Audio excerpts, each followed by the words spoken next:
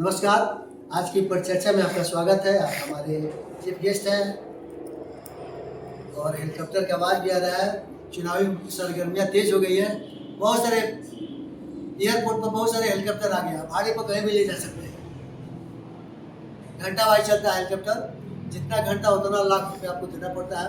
और कमर्शियल सब पायलट आ चुके हैं। चुनावी सरगर्मियाँ बढ़ गई है। उसी बीच में हमारे यहाँ पूजा पाठ भी है, बहुत सारे पूजा पाठ है। वंदना मैडम, आप क्या बोलना चाहते हैं, क्या कहना चाहते हैं? अभी हमारे यहाँ पर्व का दौर चल रहा है, जिसमें साफ सफाई भी बहुत अच्छे तरीक़ों से हो रहा है। स्वच्छता का वातावरण रहे, सूर्य का छठ पूजा भी आ रहा है, गोधन भी आ रहा है, दिवाली भी आ रहा है और हम लोग इससे सफाई पर ज़्यादा ध्यान देते हैं। और उसमें गोधन भी आ रहा है, जिसमें भाई का पूजा होता है। गोधन में भाई और बहन का एक दूसरे का पूजा किया जाता है, भाई के लिए ही पूजा की जाती है। ऐसा भाई का है कि उम्र आयु बढ़े और हम लोग बीच में आगे चल करके छठ पूजा भी कर लेते हैं। इसमें हम चाहते हैं कि सब पूजा पाठ भाई बहन का, छठ का, दिवाली का बढ़िया से हो और हम लोग मिलजुल करें और सफाई से वातावरण को यानी भाई बहन का कोऑर्डिनेशन बना रहे, इसके लिए भैया दूज या बहुत अच्छा। बड़ा इंडिया का कल्चर एक विचित्र है। मैम, छोटी दीपावली बड़ी दीपावली सुनते रहते हैं, थोड़ा सा डिटेल्स में कुछ बताती। सर, जो दीपावली है 5 दिवसीय पर्व होता है। पहले तो आता है धनतेरस। धनतेरस कार्तिक मास के त्रयोदशी के दिन मनाया जाता है। ऐसी मान्यता है कि इसी दिन समुद्र मंथन के दौरान भगवान धन्वंतरी जो थे वे अमृत का कलश लेकर प्रकट हुए थे और ये प्रकट हुए थे। इसीलिए हम लोग क्या मनाते हैं, धनतेरस मनाते हैं। इस दिन बर्तन खरीदना, आभूषण खरीदना, वाहन खरीदना शुभ माना जाता है।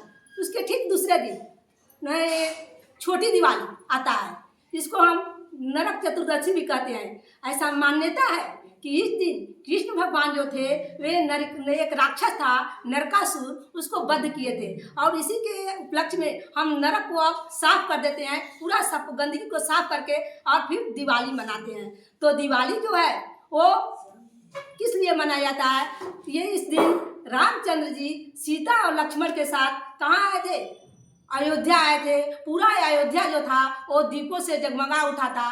तो दीपावली का मतलब ये है कि हम अज्ञानता को मिटाकर अपने अंदर ज्ञान फैलाएं, अपने अंतरात्मा में ज्ञान फैलाएं और बुराई को हटाकर अच्छाई अपने मन में भरें। इसके ठीक तीसरे दिन मतलब सुबह एक आता है गोवर्धन पूजा। गोवर्धन पूजा में यही होता है कि जो इंद्र भगवान थे वो पूरा क्या कर देते हैं, पानी से पूरा ये गांव को भर पानी से ये कर देते हैं, मूसलाधार पानी हो जाती है। क्रोध में आकर ऐसा कर देते हैं।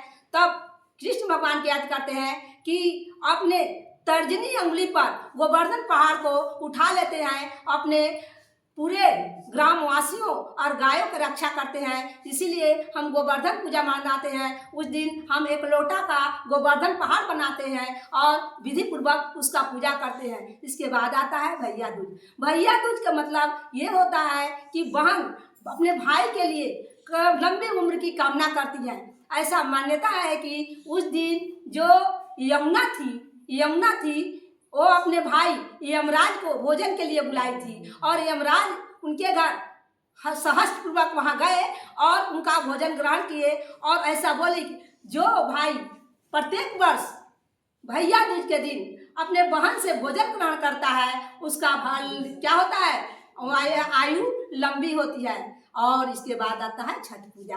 छठ पूजा तो एक कठिन पर्व है। ये तो 36 घंटे व्रती लोग भूखे रहते हैं और ये व्रत को करते हैं। ये व्रत में पहले क्या होता है, पहला अर्घ होता है पहला दिन और दूसरा दिन दूसरा अर्घ होता है। ये बहुत ही महान पर्व है। इसमें व्रती लोग बहुत कठोर तपस्या से व्रत करते हैं। धन्यवाद।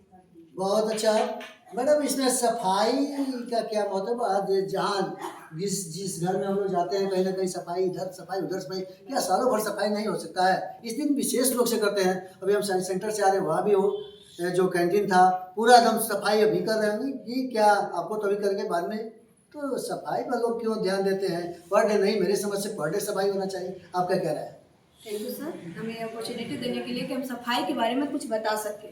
दिवाली में सफाई ही ज़्यादा क्यों होती है? क्योंकि अंदीने में भी तो हो सकती है, लेकिन सर अंदीना में मेरे मानना है इतना हमारे पास भी टाइम नहीं होता कि उतना हम लोग क्लियर साफ कर सके हर चीज़। और हम लोगों का सबका ये मानना रहता है कि दिवाली में ज़्यादा सफाई खास करके इसलिए होता है क्योंकि हम लोग सभी जानते हैं कि जहाँ लक्ष्मी माता के बारे में भी, कि वो भी वहीं आना चाहती है जहाँ साफ सफाई होता है, और नकारात्मक ऊर्जा जो होती है वो जहाँ गंदगी रहती है वहीं जाती है। इसलिए हम लोग अपने घर हो या आसपास हो कहीं भी नहीं चाहते हैं कि वहाँ पर नकारात्मक ऊर्जा आए। इसलिए हम लोग जितना हो सके, जितना संभव हो सके उतना सफाई करते हैं कि उससे क्या हो कि हमारा जो आसपास का इलाका हो, घर हो या कोई भी धार्मिक स्थल हो या फिर कोई भी जगह हो, वहाँ पर क्या साफ सफाई होने से नकारात्मक ऊर्जा, हमारा मानना है कि नकारात्मक ऊर्जा वहाँ से हट जाती है और सकारात्मक ऊर्जा आती है। और ये जो दिवाली का पर्व है, ये हम लोग सभी जानते हैं कि एक प्रकार की सकारात्मक ऊर्जा पर ज़्यादा ध्यान देती है। और ये हम लोग का सभी का मानना है कि कहीं ना कहीं ये अंधेरे पे उजालों की जीत के लिए पर्व मनाया जाता है। हमारे जो मन में जितनी भी बुराइयां हैं ओके मैम, बहुत करने के लिए अच्छा। मनाया जाता है। यानी कि सफाई अगर हम करते हैं तो हमारा कॉन्फिडेंस लेवल आता है, इसके बाद पॉजिटिव एनर्जी आती है, और कहीं भी साफ सुथरा रहता है तो वहाँ मन ज्यादा लगता है। मैम, पूजा विधि भी कुछ होता है, पूजन विधि भी कुछ होता है कि जब चाहे हम पूजा कर सकते हैं। जी सर, दिवाली में जो हम पूजा करते हैं तो इसमें स्पेशली किस चीज़ की करते हैं हम? गणेश जी और लक्ष्मी जी की पूजा करते हैं। लक्ष्मी जी की पूजा स्पेशल होती है इसमें, लेकिन लक्ष्मी जी तभी आती हैं जब गणेश जी साथ में हो, क्योंकि वो बुद्धि के देवता माने गए। हमारे पास अगर बुद्धि ही नहीं होगी तो हम लक्ष्मी कहाँ से प्राप्त करेंगे?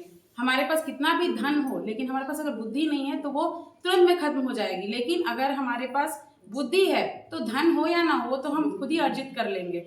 इसीलिए जब हम दिवाली में लक्ष्मी जी की पूजा करते हैं तो साथ में गणेश जी की भी पूजा करते हैं। और इसीलिए मेन पर्पस हमारा यही होता है कि घर की साफ सफाई बहुत ज़रूरी होती है दिवाली में। करने के लिए तो हमें हमेशा करना चाहिए, क्योंकि उससे हमें क्या होता है, घर पे जब हम जाते हैं और घर हमारा साफ सुथरा हो, अरेंज वे में हो, तो हमें क्या होता है, हमारे अंदर पॉजिटिव वाइब्स आती है और देख के भी मन खुश हो जाता है।